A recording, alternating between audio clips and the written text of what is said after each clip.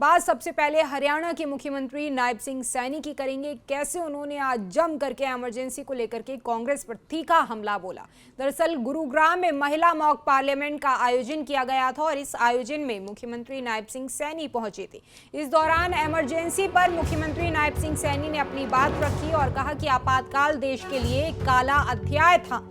Congress party ने संविधान की हत्या कर देश का गला घोंटा। सीएम नायब सिंह सैनी ने राहुल गांधी पर भी तंज कसा और कहा कि संविधान की किताब हाथ में लेकर घूमती है कांग्रेस, लेकिन कांग्रेस को पहले अपने गिरेबान में झांकना चाहिए। गुरुग्राम में आयोजित महिला मॉक पार्लियामेंट में आपातकाल पर चर्चा के दौरान हरियाणा के मुख्यमंत्री नायब सिंह सैनी ने कांग्रेस पर तीखा हमला बोला। उन्होंने कहा कि आपातकाल के समय देश की सरकार ने ही अपने ही लोगों पर ऐसा अत्याचार किया जो अंग्रेजों ने भी नहीं किया था। कांग्रेस को इसके लिए देश से माफी मांगनी चाहिए। वहीं मुख्यमंत्री नायब सिंह सैनी ने राहुल गांधी पर भी निशाना साधा और कहा कि कांग्रेस के युवराज जो संविधान की किताब हाथ में लेकर के उसकी रक्षा की बात करते हैं, उन्हें अपने गिरेबान में झांकना चाहिए। उनकी 4 पीढ़ियों ने देश पर शासन किया, लेकिन किसी ने संविधान का सम्मान नहीं किया। अब वो भ्रम फैला रहे हैं, लेकिन ये पाखंड अब नहीं चलेगा।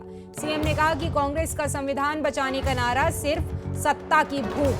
और क्या कुछ मुख्यमंत्री नायब सिंह सैनी की तरफ से कहा गया, सुनिए।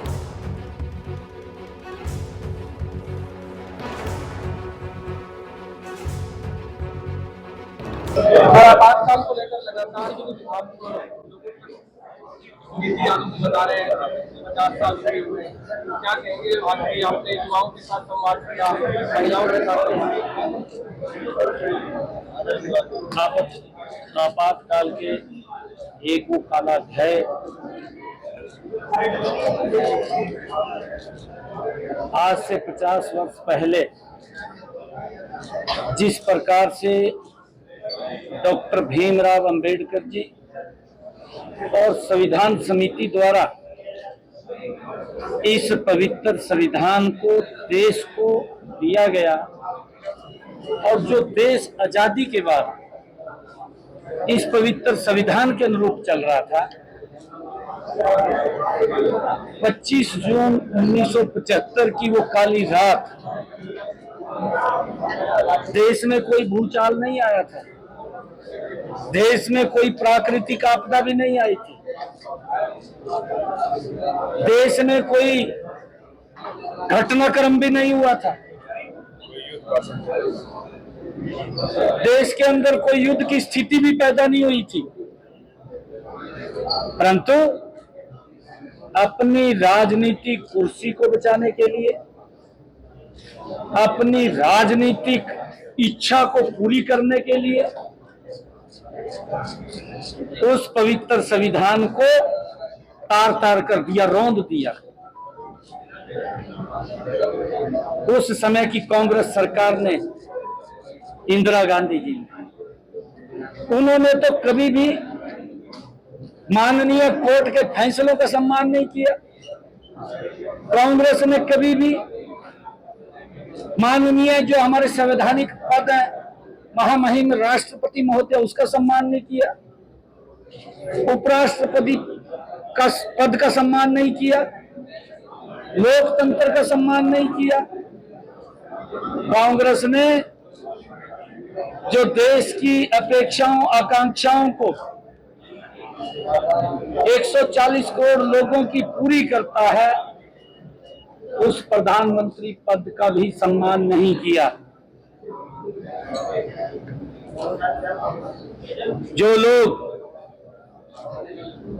उस पवित्र संविधान की बुक को उठा करके गली गली में घूम रहे थे, जो लोग, जो युवराज उस पवित्र संविधान को उठा करके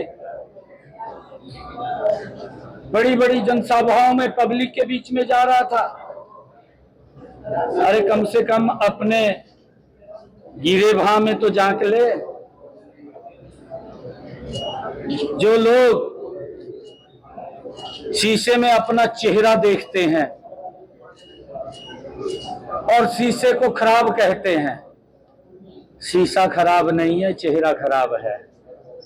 हरियाणा में सर लगातार गैंगस्टरों के पर एनकाउंटर किए जा रहे हैं सर। आज भी एनकाउंटर हुआ, इससे पहले एक्शन लगातार हो रहे हैं सर। क्या कहेंगे कानून व्यवस्था को लेकर लगातार विपक्ष जो सवाल उठा रहा है? नहीं, देखिए, मैं पुलिस को बहुत बहुत बधाई देना चाहता हूं और कानून व्यवस्था को चुस्त दुरुस्त रखना वो पुलिस की जिम्मेवारी है। और अगर कोई गलत रास्ता अख्तियाता है तो पुलिस उसके ऊपर सख्त कार्रवाई करती है, कानून के दायरे में रह करके करती है। हमें गलत कामों से बचना चाहिए, क्योंकि कोई व्यक्ति अहिंसा नहीं चाहता और हमारी तो संस्कृति रही है शांति से जीवन व्यतीत करना।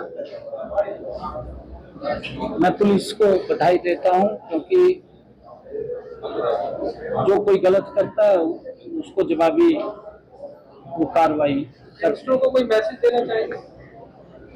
नहीं, देखिए, मैंने कहा है गलत काम नहीं करना चाहिए, गलत काम नहीं करना चाहिए। सर, FOL को लेकर केंद्र ने पहल की है, दोनों राज्यों के मुख्यमंत्री को पत्र लिखा है। क्या दोबारा बैठक होगी या दोनों मुख्यमंत्री साथ बैठेंगे, समाधान होगा? बताएंगे आपको, बिल्कुल बिल्कुल बताएंगे आपको। SCRN की सैलरी बढ़ी है सर 5%।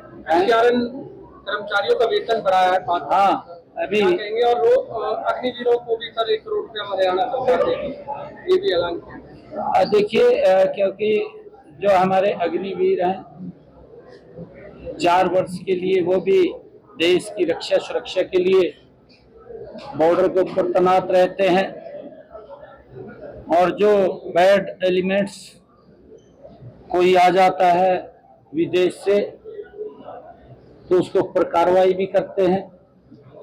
कार्रवाई में कई बार व्यक्ति घायल हो जाता है, जान से भी चला जाता है।